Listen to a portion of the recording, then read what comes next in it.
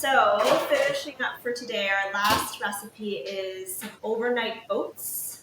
We'll be topping it with black cherries and chia seeds. But the nice thing about overnight oats is while that's one of the ways we're flavoring it, it's very customizable. And something that can be meal prepped in advance for taking on the go in the morning or having as a quick and easy snack. Oh, that's my cue. All right. Good job. All right, so overnight oats. This is, like the title suggests, something you can do in advance, right?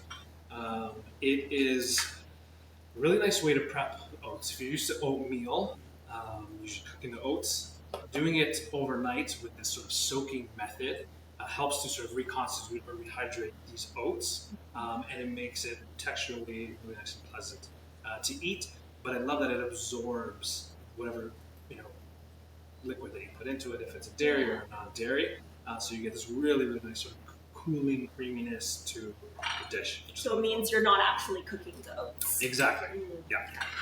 So we have our oats, about a cup of the oats. Any flaked rolled oat will work. So if it's a large flake, it's a quick cook, those will work. And then we're going to add your either milk or milk alternative.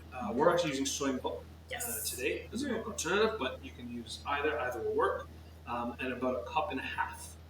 Okay, so for 1 cup, we're going to about a cup and a half of the milk on top. When it comes to non-dairy beverages, there are many options that we can look at in the grocery stores nowadays. There's the oat beverages, there's the soy milk beverage that we're using today, there's rice or almond beverages, which as long as we're looking for something that is fortified, it will have those added calcium and vitamin D, similar to what you would find in dairy milk. The one thing that you won't find in a lot of the other plant-based beverages, except for soy, is the protein. So soy, we actually have protein that's similar to dairy milk.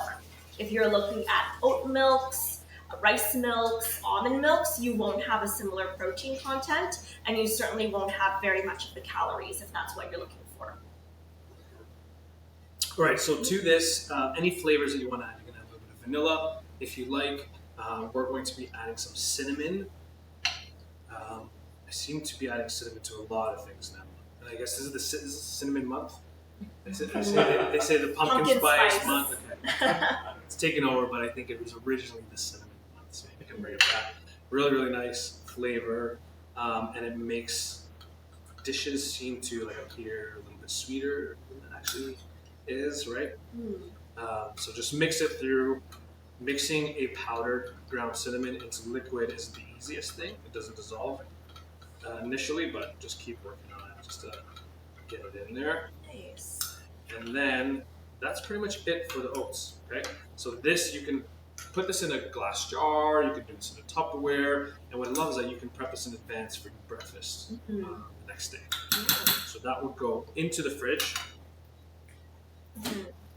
And while we're getting into pumpkin spice season, into the fall and winter time, we'll start to notice that the sun is maybe not shining for as long as a part of the day. And for those of us who, I imagine all of us living here in Canada will be somewhat familiar with the dark, long months of the winter time where we're not getting as much exposure to the sun. And earlier I had mentioned that vitamin D is also nicknamed the sunshine vitamin. Can anyone kind of guess why, or have you heard about why that might be the case? Get it from being outside in the sun.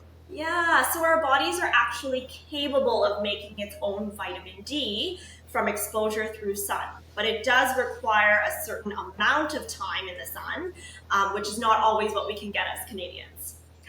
So one of the things that we're doing here today is incorporating those vitamin D food sources like the dairy. You can also get from eggs, particularly the yolk, fatty fish, and then our fortified plant-based beverages.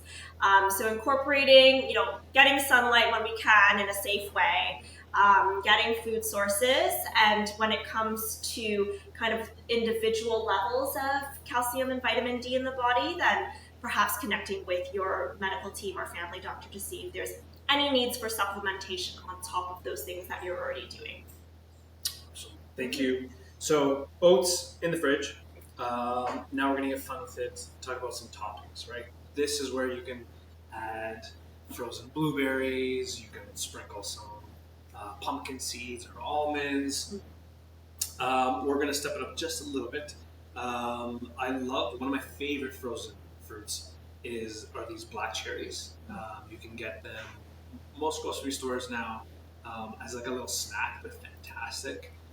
And then nutritionally speaking, I know we've talked about this before, but frozen versus fresh, nutrition-wise, pretty comparable. Very similar. And if anything, a lot of the frozen fruits are actually packaged right at the peak ripeness. So it's retaining all of its kind of minerals and vitamins without starting to get overly ripe. Love it. Yeah. So these are awesome. Love this as a little topping. So what we're going to do is we took a little bit of the frozen cherries out just to make them a little bit easier to chop. I just had it standing for, well, as long as it's class. So maybe 10, 15 minutes, maybe longer. Lose track of time when we're doing this. And just sort of give it a rough chop. They are pitted, but take your time because they are round. You don't want the knife to sort of roll on you. And we just want a rough chop of these cherries. And again, you can do this with other fruit as well. See, this does have the pit still intact. Oh. Check. Frozen almost all the time, but just double check that it doesn't. That's why we rough chop through it. All right. I'm going to add it back into the bowl, and you can see some of the liquid just naturally from the cherries defrosting. It's going to come out, and it's going to give us this nice little consistency. We're going to sweeten it up with just a little bit of maple syrup. You can use honey as well. So about a teaspoon or so. I have a small amount here, so I don't need too much. And then we're going to add some chia seeds. You may have heard of chia seeds before. Nutritionally, pretty great. Yeah, also a source of some calcium. But when we're looking at seeds, we get some fiber, we get some protein in these little packages that kind of add a little bit of oomph, extra crunch and flavor to your dishes. What it does to the dish itself. Please get a bit closer to see it. Sure. So what it does to the dish itself is the chia seeds are going to absorb some of the excess liquid and some of the excess moisture from the cherries and from a little bit of that maple syrup, and it's going to almost create a gel with it. So it's kind of on its own. You're going to create this sort of jam, like this cherry jam topping, and it's just by adding the chia seeds in there. So for this is about like a little less than half of a cup, about 1 to 2 tablespoons. We'll do it, and then just give it a little stir. Chia seeds also store well in the pantry, is that right? Yeah, yeah, just like you would nuts and seeds, you don't want to leave them too long because they do have their own sort of natural fats that will start to go after a while. Yeah. You can keep them in your freezer though. You want to keep them fresh a little bit longer. And that's it. And then that can go in the fridge as well. So we have this little cherry compote jelly kind of thing.